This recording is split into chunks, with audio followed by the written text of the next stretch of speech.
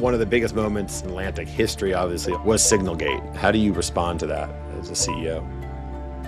The White House could have responded to that initial phone call by raiding our offices and arresting people, right? So we have to be prepared for that. Weirdly, the White House responded by saying, oh yeah, that's true, no problem. And then a couple hours later, lying about it. My theory is that where do you stand today about AI? you are unquestionably going to get effective terrorist attacks. You're going to get malware attacks. You're going to get people crashing markets. And then you're going to have AI that does incredible things. My general hypothesis is that we don't know how much stuff is going to change. But we know it's going to change rapidly. And so the most important skill is flexibility.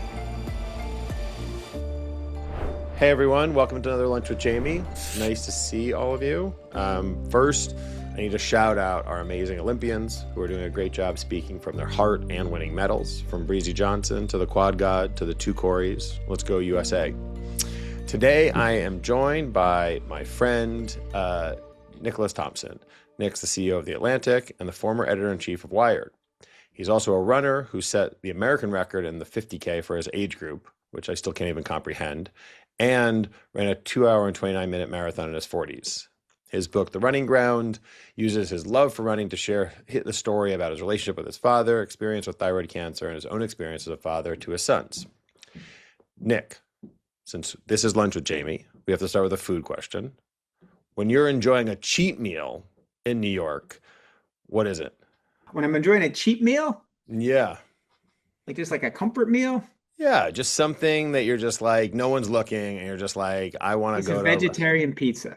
Vegetarian pizza. I had that the other day. Yeah, I stopped to park the car, and I was like, oh, this is kind of all I can eat right here. It's fine. And where are you getting it from?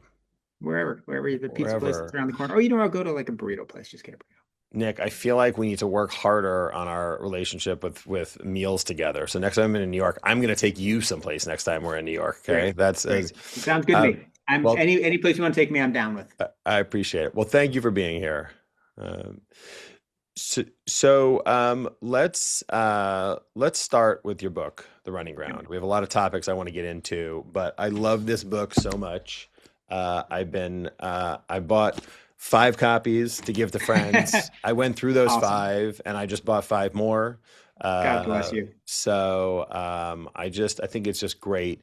Will you just, if there is somebody listening to this podcast who hasn't read the book, which seems impossible to me, will you just give a high level of kind of what inspired you to write the book and what the book is about? Yeah, it's about 3 things. It's the story of my life running. And as you mentioned, the weird fact that I got much better in my 40s than I had been, even though I had trained hard in my 30s. It's the story of my father, who lived this remarkable, broken, crazy life. And we connected through running. The simplest way to describe him is people would say, what do your parents do for a living? I'd say, well, my mom is an art historian in Boston, and my dad runs a male brothel in Bali. And we bonded through running. And then it's the story of different runners who take you to the edge of experience and teach you about pain in this sport in complicated ways. And they're all people I competed with or knew or who intersected with my life. So it's those 3 stories intertwined. Not to make it sound more salacious than it is, but I heard you on a podcast talking about the introduction and finding the memoir and thinking it was this sort of just like emotional, tasteful, like family-friendly book, and how quickly you realized that wasn't the case. Yeah, this isn't in the book, but my dad had an unpublished memoir, and I remember reading it after his death. And the beginning, it's dedicated to my children, my sister's children. And it's like to my 7, grandkids, and it uses whatever the Filipino word is for grandkids. It's quite lovely. And so I start to read, and it's a first like page is about that, and then you get to page 3. And it's about the relative penis sizes of people of different races. And I was like, is this really what your grandkids need to know? So my dad's memoir was a trip because he's an astonishing guy, and he grows up in a relatively tough situation in Oklahoma, busts out, rises up the American meritocracy, Andover, Stanford, Oxford, Rhodes Scholarship, married into the Nitze family. My maternal grandfather at that point was Undersecretary of Defense, like skyrocketing up and then plummeting down, comes out of the closet, burns up his life, runs out of money, becomes a tax fugitive in Southeast Asia, runs this thing that's kind of a brothel, and has all kinds of crazy stuff happen. So an amazing, remarkable guy. Well, if running doesn't isn't the thing that gets you into the book, maybe being we're talking about brothels will. So for those of you who haven't read the book, order it, read it, you'll Yeah. love it. The book for you if you want to Yes, run a sub 2:30 marathon or know exactly. all about Filipino brothels. There's so many parts of the book I would love to talk about, but we have too many topics to get through. But there's one thing that I actually sent to a friend that was a quote that regard relates to your journey with cancer, and it was a conversation you had with Arthur Brooks, Yeah. and you asked him the number one predictor of happiness and satisfaction, to which he answered, "Get cancer and survive it." Yeah. Uh, It's kind of amazing. It was Arthur didn't know me, didn't know my story when we had that conversation. I mean, we knew each other casually. What had happened with me is that I had been diagnosed and gotten thyroid cancer, had multiple surgeries, had a really tough time when I was 30. And one of the mysteries of my life is why things professionally went so poorly until I was 30 and then so well after I was 30. And my running as well, where I, couldn't run a sub 3 hour marathon in my 20s when you're supposed to be the strongest. And then in my 30s was able to go much faster, in my 40s faster still. And when Arthur said that, something clicked. I mean, his theory is that there's this phenomenon of post-traumatic growth where, you come close to the edge, you think you're going to die, and you get through it, and then you take life more seriously, and your relationships are deeper. You care more about important stuff. You care less about trivia. You become more religious. You think more deeply about things. He said you can't force it, but that it is in many people. If you study sort of life satisfaction, folks who have gotten through something like cancer, and mine was on the relatively benign spectrum of it, end up being able to make choices that make them more fulfilled. Wow, I think that's such a. It was really eye-opening to read that and to think about that, and I think that is something great for people to take with them. All right, we're going to jump into the Atlantic, which is Great. such an extraordinary publication, and just thank you for everything you do, and thank you for being a steward of this publication that has been around since 1857, It's true. which is just wild to think. Uh, how do you think about kind of the core ethos of what the Atlantic is? If sort of no one's ever, if someone's never heard of the Atlantic, how do you describe it and what's sort of its guiding principle? Well, the guiding principle comes from 1857, right? It was founded by a group of humanists, Ralph Waldo Emerson, Henry David Thoreau, Oliver Wendell Holmes, Harriet Beecher Stowe, trying to create a publication to debate what America meant as we approached a civil war. And that's what we are right now. We are, as they say in the founding principle, we are a magazine of politics, literature, and the arts of no party or clique. And our goal is to present the biggest ideas we can about what it means to be this country, what it means to be America, what it means to have debates in America, what it means for American democracy to exist. And we try to hire the smartest people, the best writers. We try to run it as a consortium of writers, a great big writers collective, as opposed to a bunch of people with a staff voice and particular points of view or particular directives that we give them. So we run it as a big collective. We hire people across the political spectrum. We tell them to go out and find the best stories they possibly can. We ask them to write it beautifully. We edit it carefully. We check the facts. We copy edit, and then eventually they return and they've done great work. And so I started there five five years ago, and so my job has been to run the business. And so my specific role inside the Atlantic has been to take those editorial ideas, take those objectives, and then figure out a business model so you can run those objectives in the most principled way. You can write the best possible stories. You can hire people of the highest quality.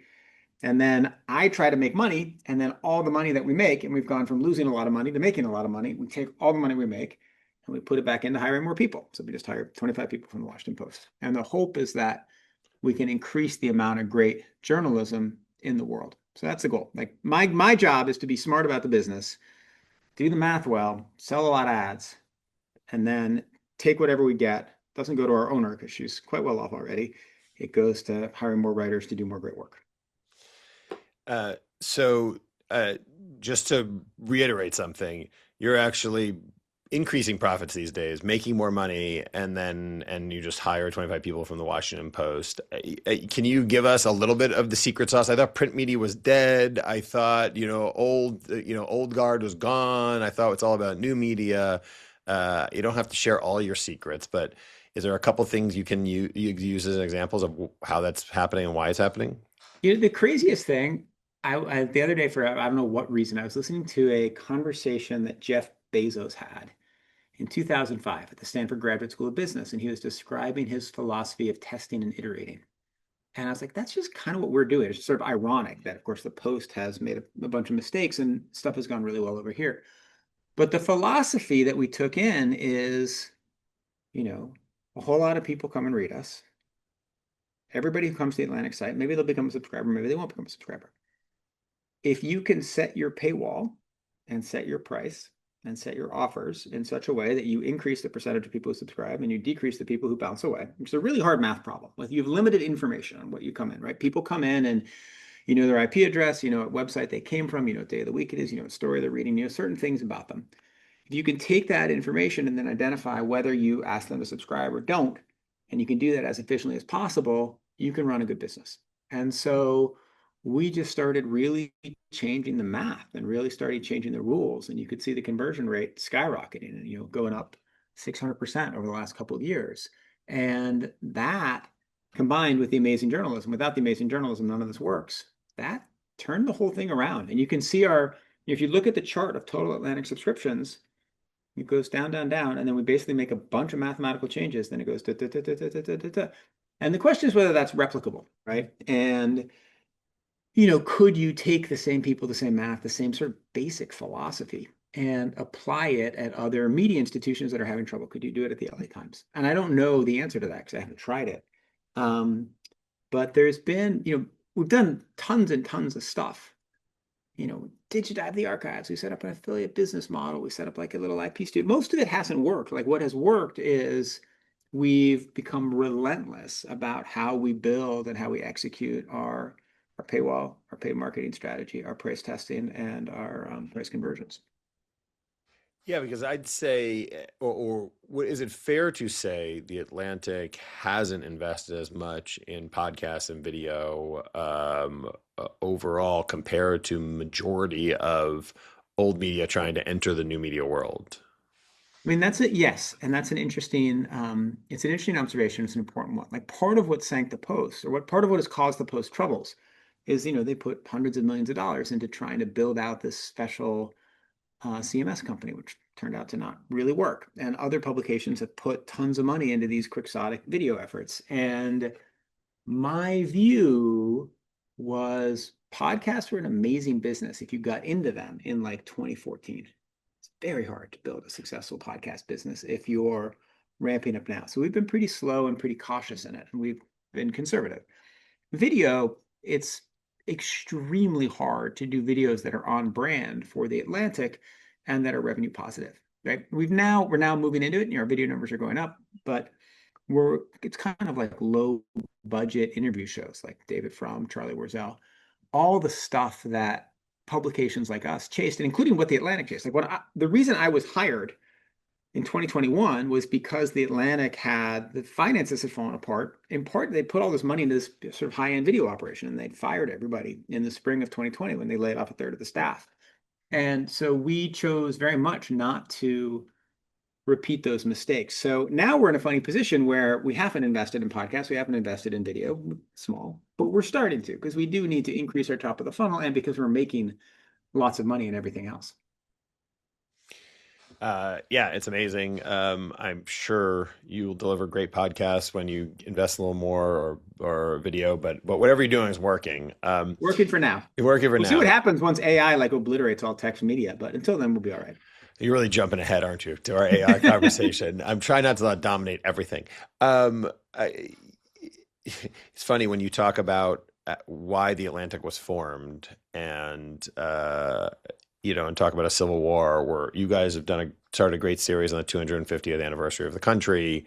Uh, do you think back to what those founders of the Atlantic would think about at this moment often, and what your role as the Atlantic is in this moment that we're in right now because of that?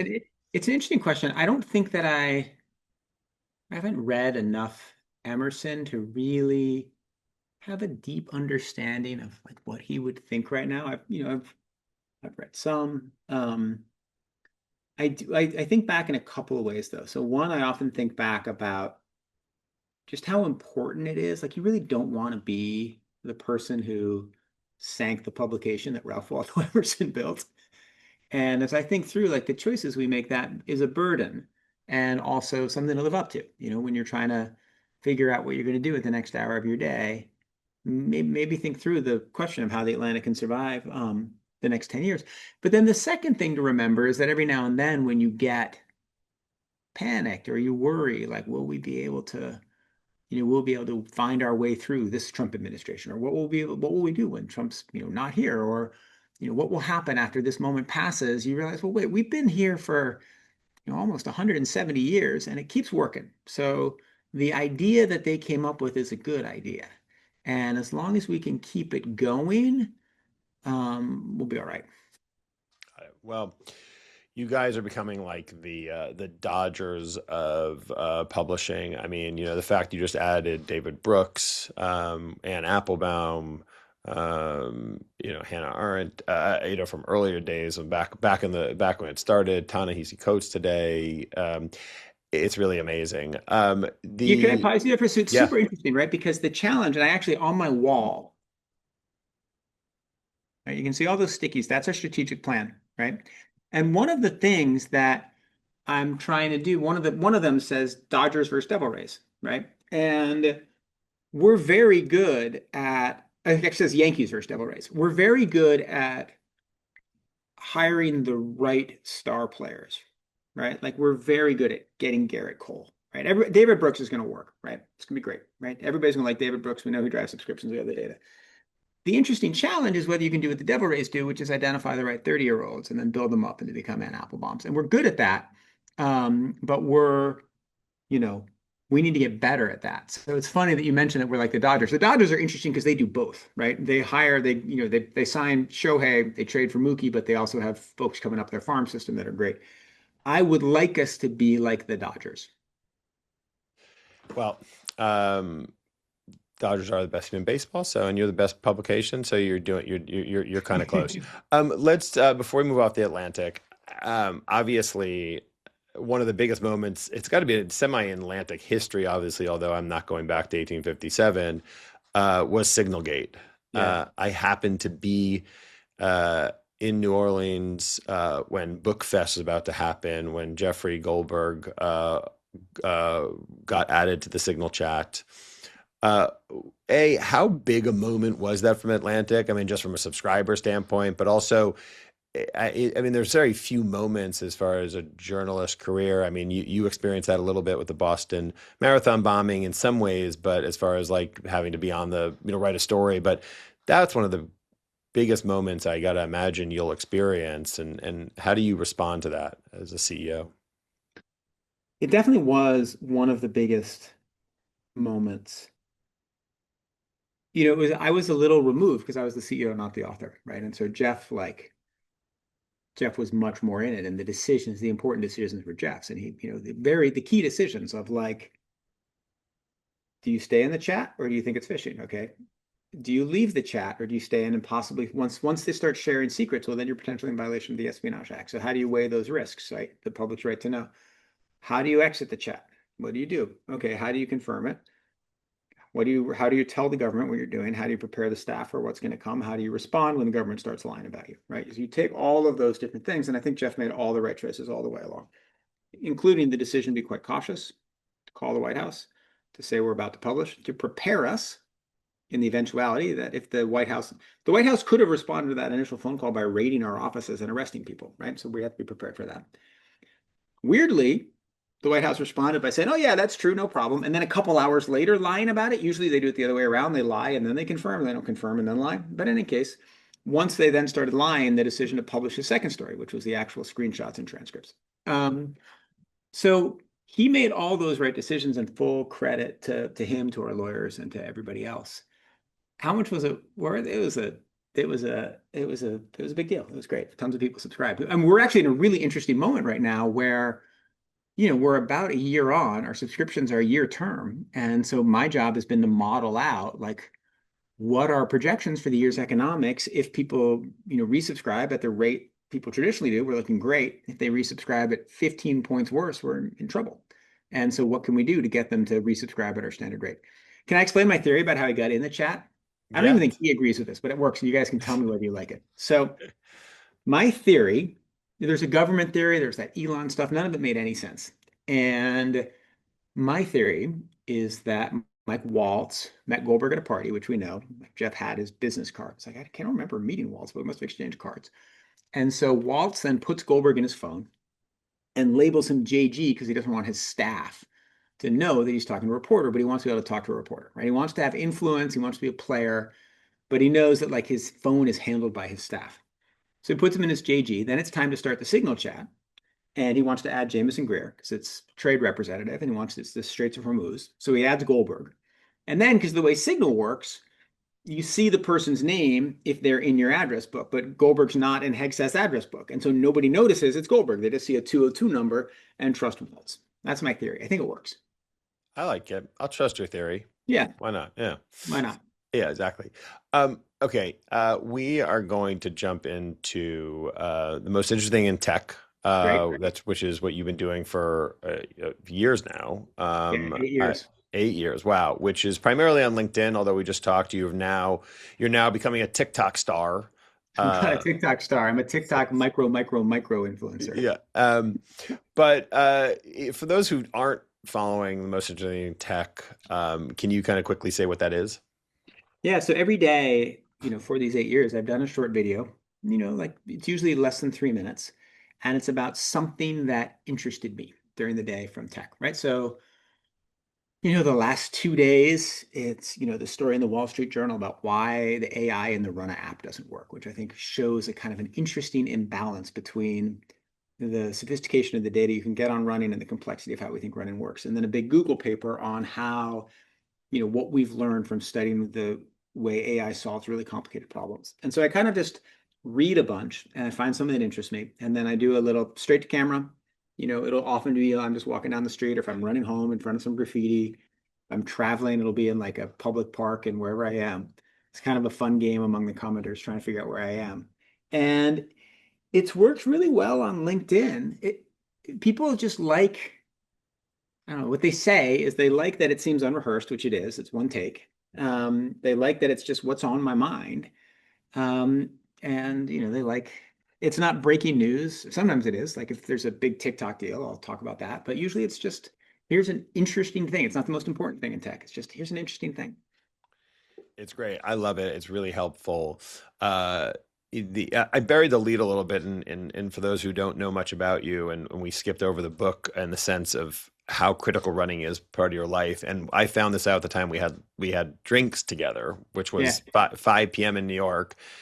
And Nick had run from his office to our drinks meeting. He was about to run from our drinks meeting to go pick up one of his kids. And I think your child was actually going to be allowed to not run home. But just to we'll go back in time for a second.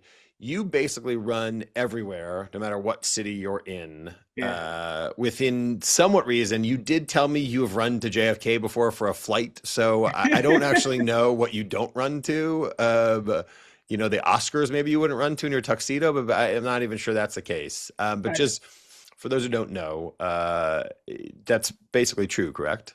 I love running, and it's very hard to fit it in. It's very hard to get it to like work in your life, right? If you have a busy job, you have a lot of meetings. And so one of the ways to be efficient is you run places. And I do shower.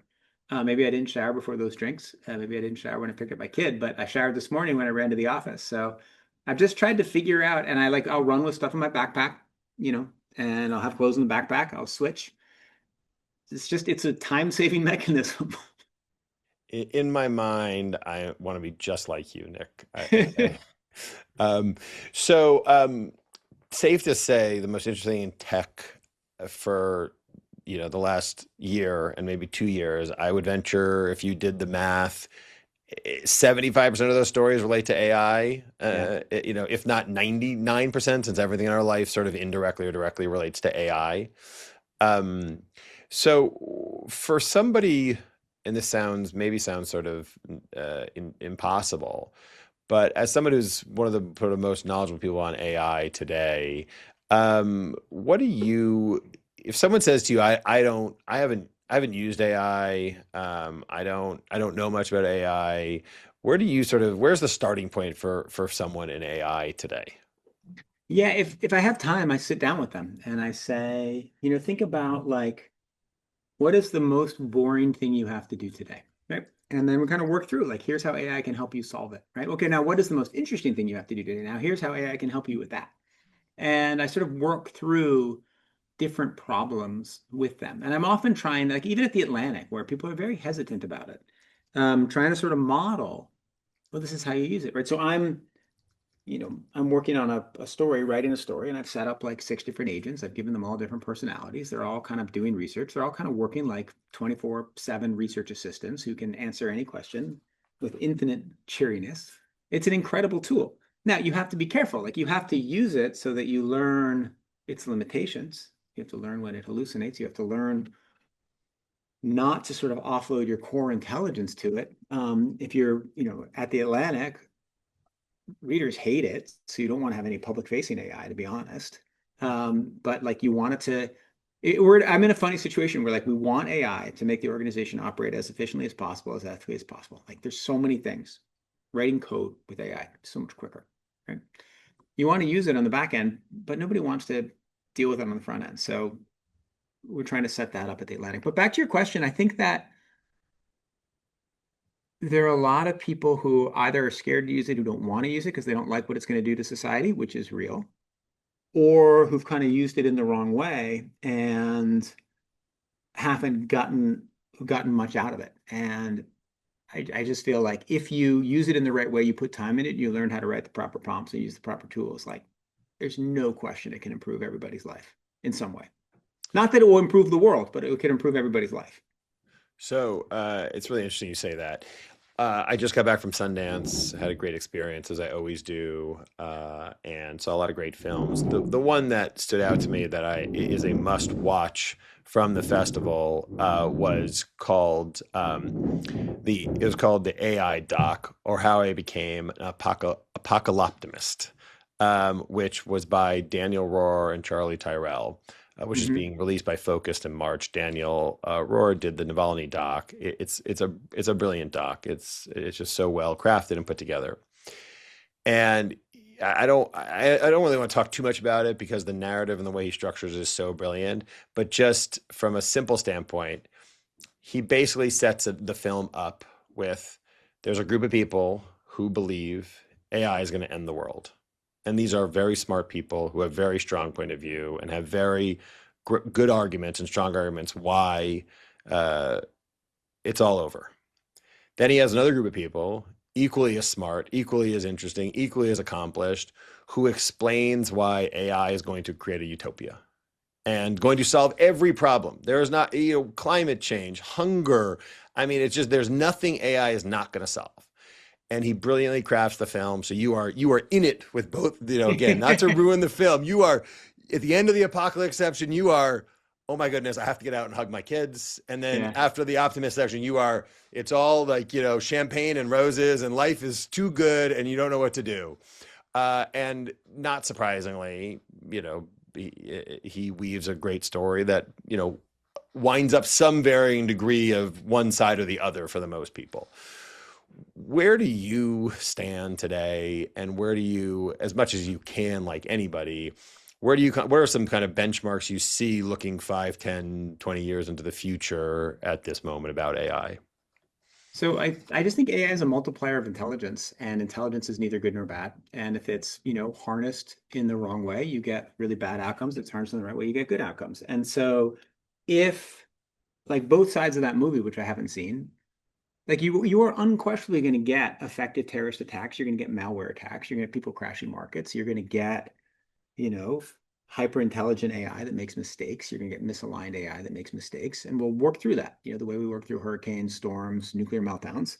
And then you're going to have AI that does incredible things, right? Will unquestionably, I think, in a few years lead to meaningful scientific breakthroughs. And like maybe it will figure out carbon sequestration and allow us, or Maybe we'll figure out a new composition, a new material you can use in solar panels, right? And you can make solar panels 4 times as efficient. Now, we still have to construct them. We still need the space for it. It's not like we instantly get the energy benefits, but it can be, a multiplier for intelligence at different steps in a process. It's definitely, I mean, that example is important because it shows why it's not going to be utopia or death. Because like even if there's a specific task of like making solar panels more efficient and it figures out the math, you still need humans at a whole bunch of steps to like order the panels, install them, get the land rights, like clean them, right? When there's bird shit on them, all that stuff. Um, and so I think it will make life go faster. And it'll make life go faster in ways that are some ways are bad and some ways are good. And the most important question is how much faster does it make life go? Because if it makes economic change go 3 times as fast, 2 times as fast, maybe we can't handle that as a society. And maybe there's so much disruption and maybe there's political unrest and then maybe bad things happen there. If it speeds things up 25%, well, we can handle that. And so that's maybe the biggest question. As for the benchmarks, I mean, my view is that it'll kind of like the closer an industry is to the training of the AI model, the sooner it'll get disrupted. And so engineering is first, and we're starting to see that. And it's pretty interesting, right? Like you're seeing a lot of things. You're seeing some places where they're not hiring any new developers. We just saw Meta today. It was requiring all their developers to spend, I think, 60% of their time using AI. What we're seeing at the Atlantic is it's kind of shifting. Like it's become much easier to write code, which means we have much more code to review, but it's not that great at reviewing code. And so we need to hire more QA teams, right? So it's sort of shifting the composition of the engineering team. But the closer you get to the training of the data, the sooner your industry gets disrupted. So engineers are going to get disrupted now. Next year, maybe it's us in media or it's consulting, it's people in written words. And like as you go further and further out until you get to like barbers, plumbers, and dancers, you just have a longer time frame where you're disrupted. Do you feel cautiously optimistic about how AI is going to help you, help your industry, help, the average person? I feel cautiously optimistic about the average person, and I feel generally pessimistic about my industry. I think that it's an incredible, my industry is pretty interesting. So it's an incredible tool for writing reporting, right? And I used it and editing. It's just great, right? Like my book is like it's an old generation of AI. It's like 6 months ago that I finished it.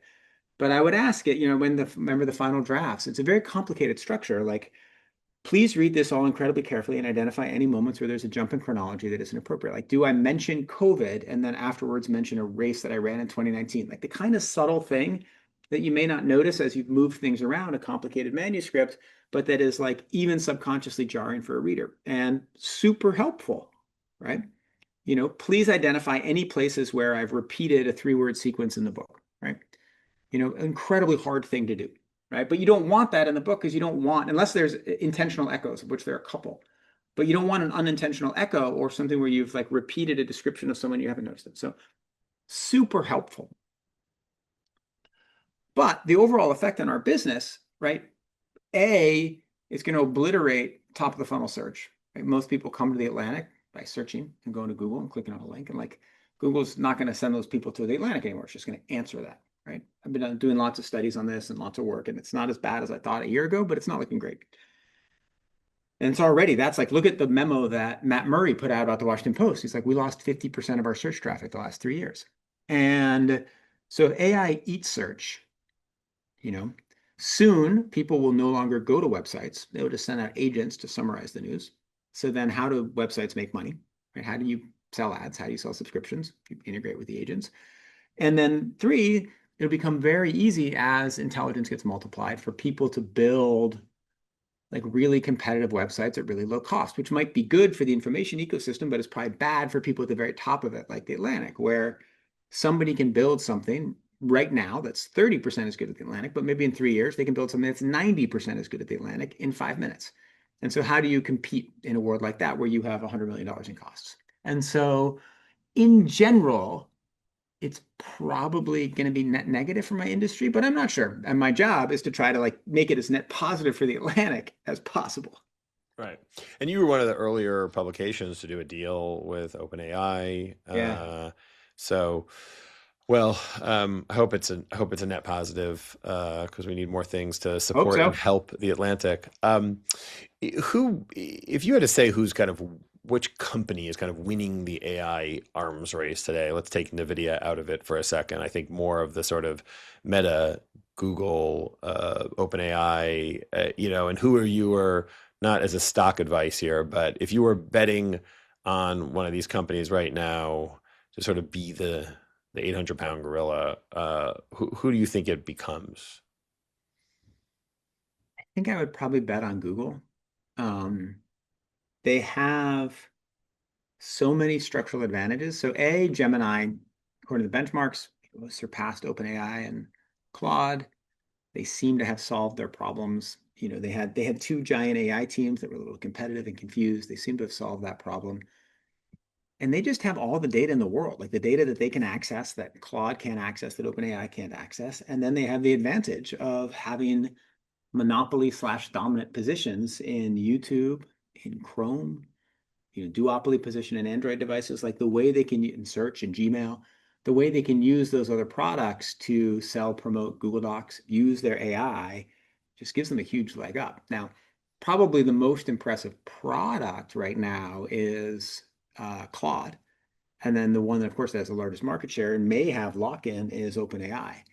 Then Microsoft. The others are all struggling in different ways. It's also possible, like maybe the best outcome for the world is one where it becomes commoditized. The models are all equal, and then there's an open source model that we can use for free that we can modify and have much more control over. And that's almost, in my view, almost certainly better for humanity than a market dominated by these frontier models that accumulate all the wealth. But that's so far it hasn't headed in that direction. I agree. It seems like that is the best thing for all of us. So I I want to go through just a couple of as quick as possible, kind of get through your take or thoughts Yeah. on these AI topics. So maybe 30 seconds or left. I pretend like we have a shot clock here. Yeah. But some thoughts on AI in schools and curriculum. Uh, Teachers need to absolutely be teaching kids how to use AI. It's the greatest tutor ever. And there's a massive risk of kids becoming too dependent and not learning how to learn because they offload the learning process to AI. And it's like the hardest thing for schools. And I think they're getting it wrong for the most part. Do you have any sort of direction for parents who are listening to this of things that they should be doing to think about AI in schools and how to that's one of the things actually back to this documentary I'll sort of give away the finale for 1 second, which really says just don't be a bystander. So if your Yeah. school says, "Hey, we're starting to use AI in this way," just raise your hand and say, "Well, why'd you choose that? And how are we using it?" And whether it's work, it's personal life, just ask questions, push back, think about things, and that alone can make a big impact. So when it comes to AI in schools, is there something you would suggest people to be thinking about or doing as a parent? As a parent, I think you should be encouraging your kids to use it and then explaining never use it to write a paper. And as a school, you should be moving to oral exams and you should be moving away from anything where the students, you should assume kids are going to use it all the time and you should encourage them to use it. And then you should evaluate them in other ways to make sure they're genuinely learning. You should teach them, like all of these AI modes have like learn mode, which is amazing. And it's such a good tool. And I showed my kids how to use it. And my oldest son is using it like in math class. He's like, I would not have been able to get through math class without this. Like it is an incredible tutor. Um, but if you use it to just solve your math homework, then you're cooked. Guys, a dumb question. Literally, you can just say to Gemini or say to GPT or Claude, whatever, say, turn on learn mode, or is that something you actually like a selection you make in the There's a little selection at the bottom. Like you click on the plus button and then it's like, study and learn. got it? Yeah. That's great. I love that. It's interesting. One of my daughter's teachers said, I know when a kid uses AI. It's very obvious, and I would much rather them not. And I will give them a better grade for a slightly worse paper if I know that they didn't use AI. Yeah. which I kind of loved. We talked about it a little bit. I mean, AI in healthcare obviously seems like one of the sort of greatest aspects of that. But again, if you sort of give it, what's a soundbite about AI in healthcare? Well, so healthcare is going to come a little more slowly, right? Like what it's amazing for right now is explaining ailments to people, right? Like father-in-law has prostate cancer. He gets back a blood test. You have to try to make sense of it, both for your own sanity and to help him understand the choices. Like it is way better at explaining even than doctors, and it's particularly good at explaining to like relatives and friends. So I find that so useful. Um, and as for actually improving medicine, because it's so regulated, because the data is not centralized, because of HIPAA, it's going to come more slowly. It'll improve a lot of research and a lot of medical research, but it'll come kind of, I think that'll be a while until we start really feeling the benefits. Am I absolutely crazy the fact that I upload pretty much every one of my medical reports to it was GPT, now it's Gemini, and ask it to analyze things for me, give me feedback. Here's what my doctor said.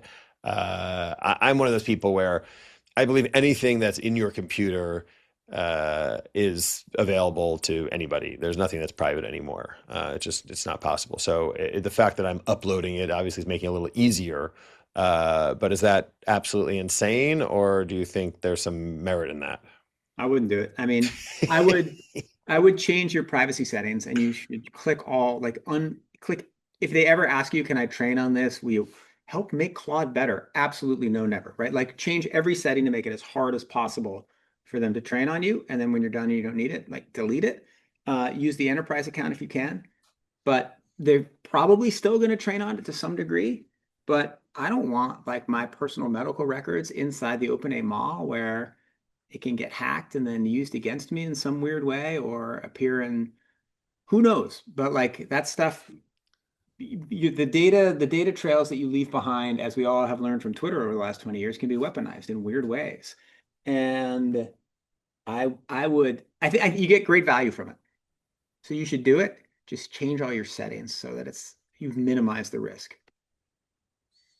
All right. All right. I'm going to change my settings. Uh, what's government getting wrong? What's some things that should instantly happen? What are they missing? What do they need to do? With AI, Yeah. they should create copyright law so that the AI companies have to pay all the creators in Hollywood and in media who they stole from. I mean, these companies came and took our data in the middle of the night, violated our terms of service, violated copyright law, and gave no compensation. And the government actively is moving in the wrong direction on this. If they're going to pass any legislation, it'll be one that guarantees that they don't have to comply with copyright law as it existed. So they should absolutely do that. They should probably work on antitrust and set it up so that you can't own both the model and the chips. Like figure out a way that you don't end up with total vertical integration where Google or another company owns the whole stack and control and dominate the whole market. And then it should promote open source alternatives so that there's competition.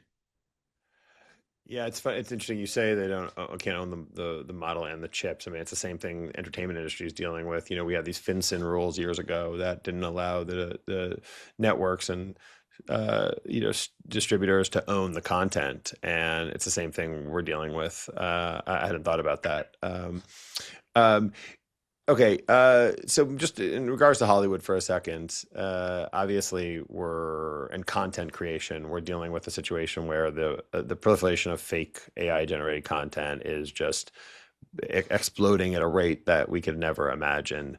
Do you are we at a place? I heard someone say something I thought was kind of interesting, which was it's not about labeling things as AI anymore. It's about labeling things as real Yeah. because you can't really keep up. And at this point, everything is sort of AI.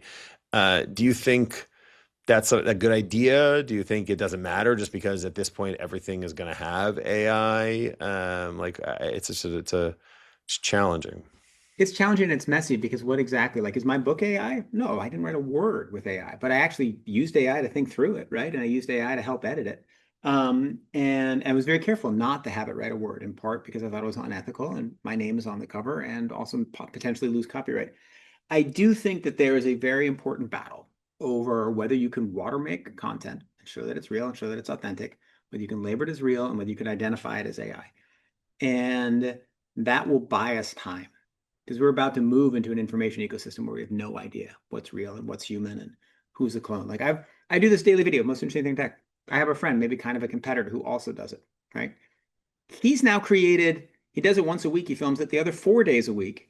He uses an AI avatar and posts it on TikTok, and you can't tell, right? And so we're entering this crazy world where we're just not going to know what's real or not. So everything we can do to like buy time before it's total shit is great.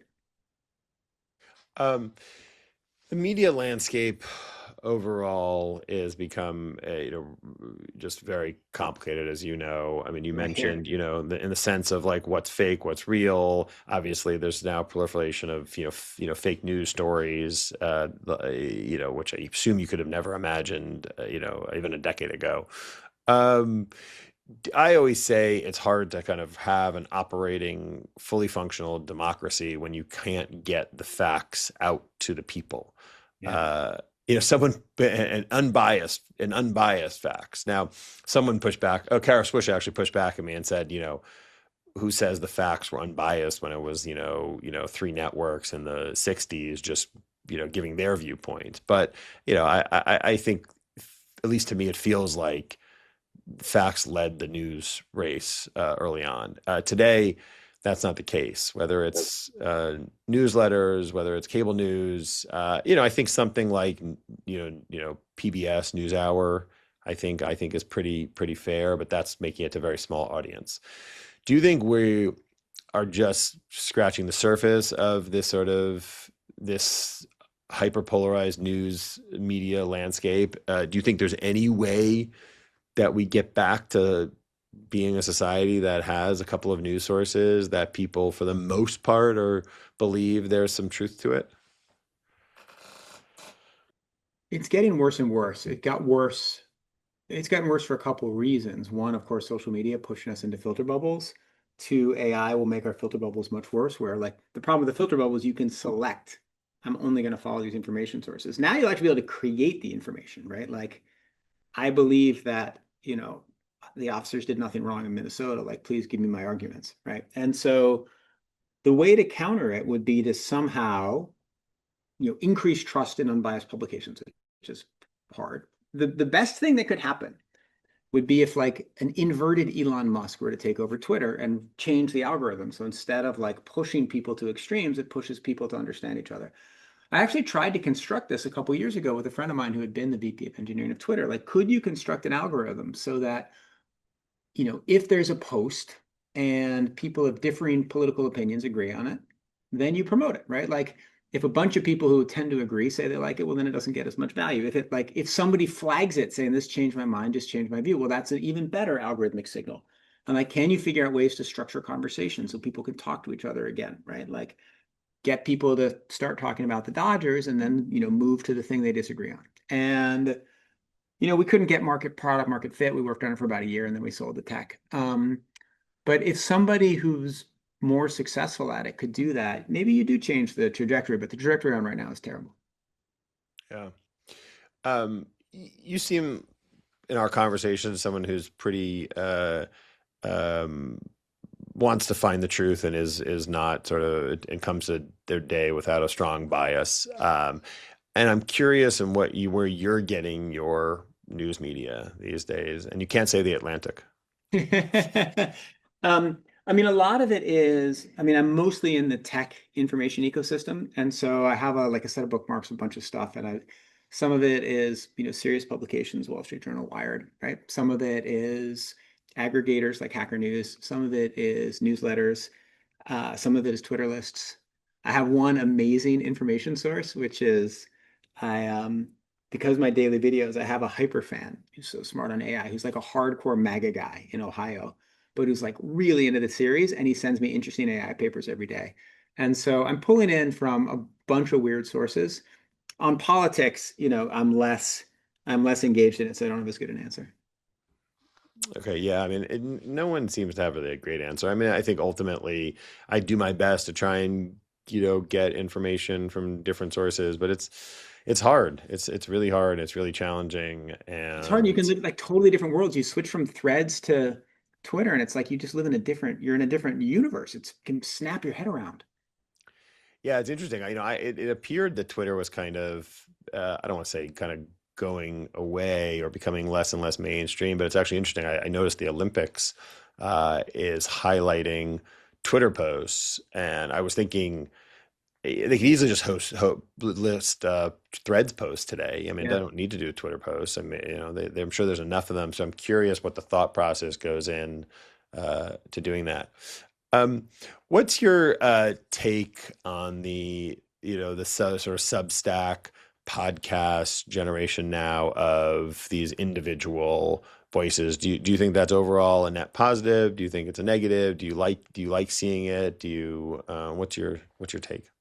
There's this really interesting thing that happened. I was wondering, like, why, if you look at the podcast world, it's pretty to the right, right? And you look at the YouTube world, it's even further to the right.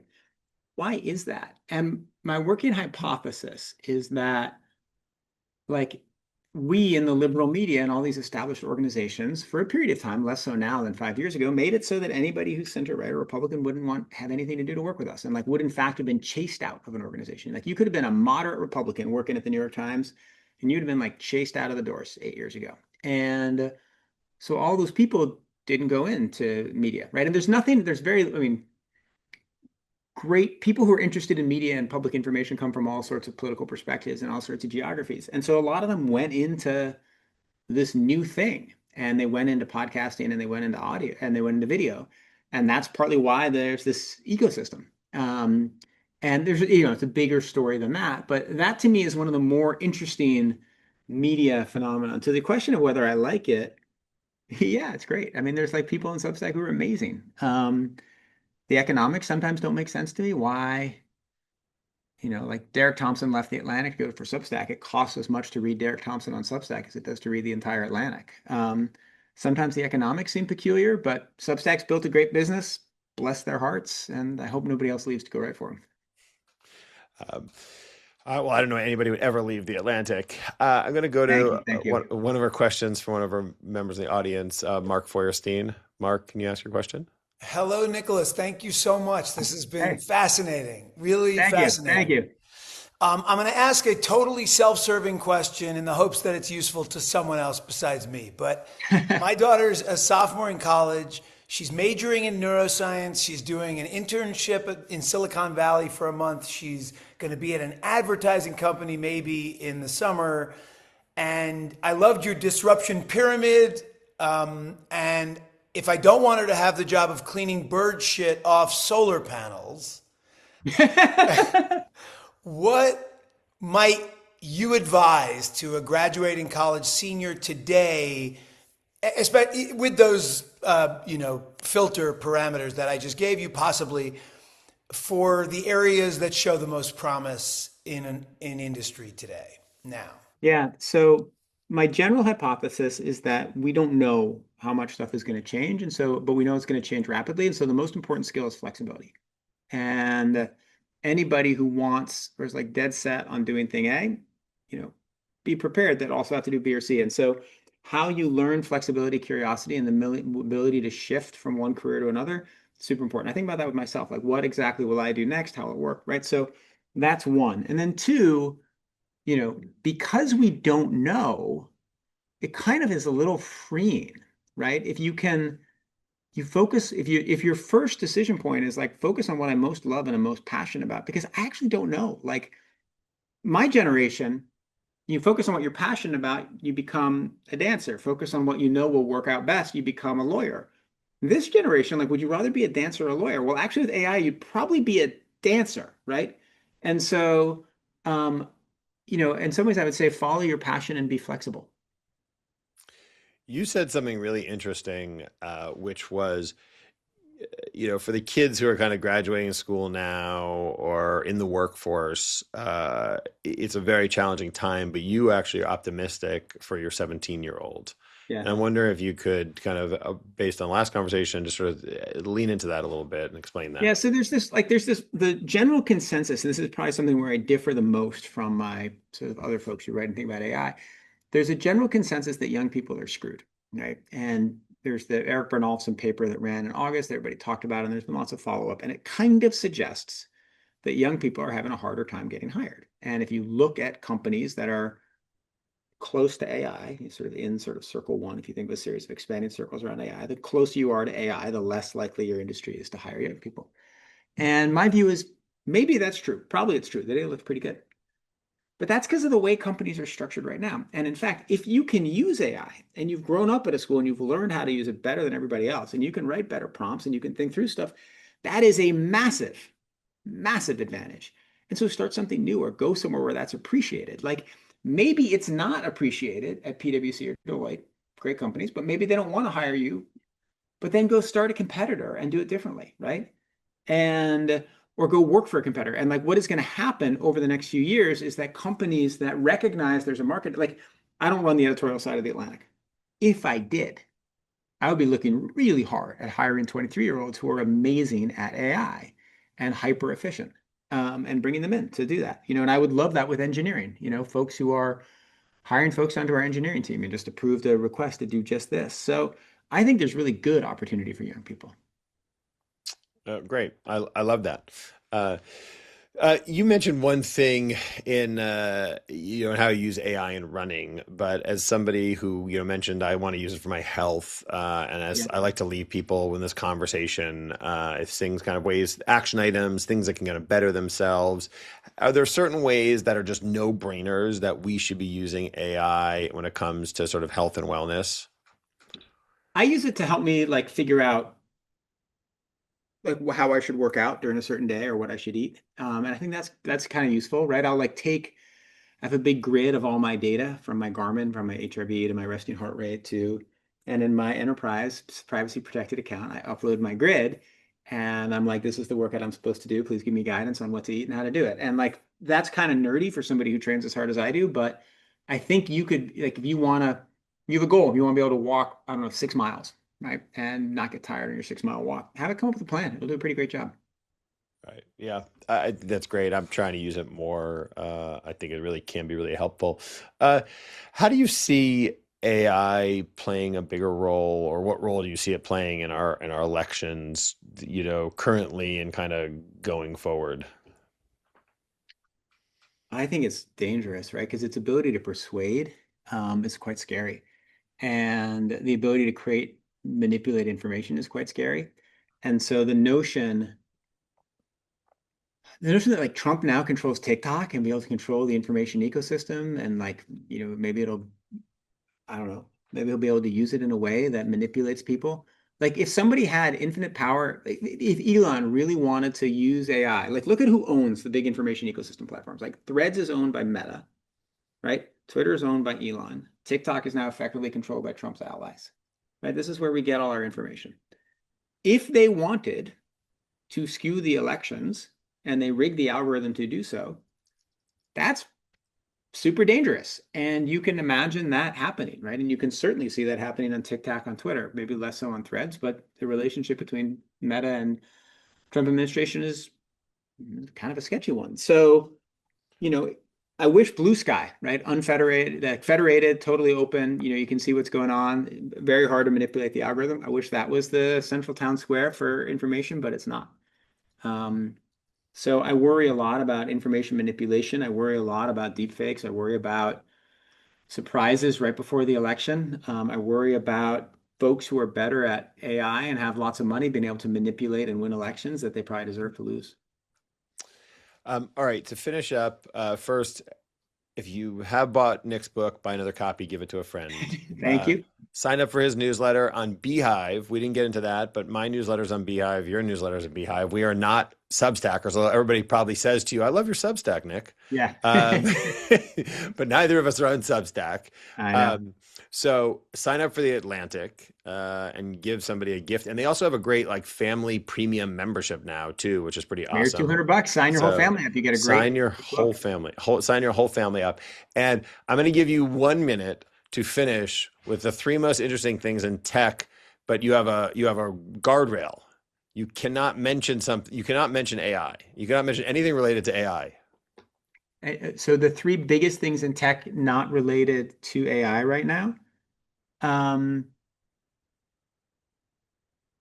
rare earth minerals, how they affect geopolitics, where we're actually going to get them, where we refine them. New energy sources.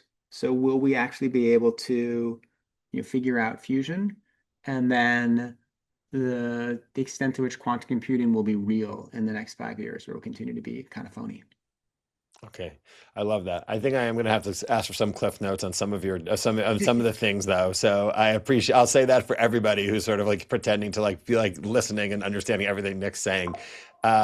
Nick, you are the best. You're brilliant. I'm glad that we've become friends. I'm glad that you're the CEO of The Atlantic, and I can't wait for you to teach me how to run longer than a mile. Great. I can't wait for you to take me to some better comfort food restaurants in New York City. We both need help in both of those categories. Thanks, Amazing. Nick. All right. Thanks, Jamie. Thanks, everybody. Cheers. Okay. Bye, Bye. everybody.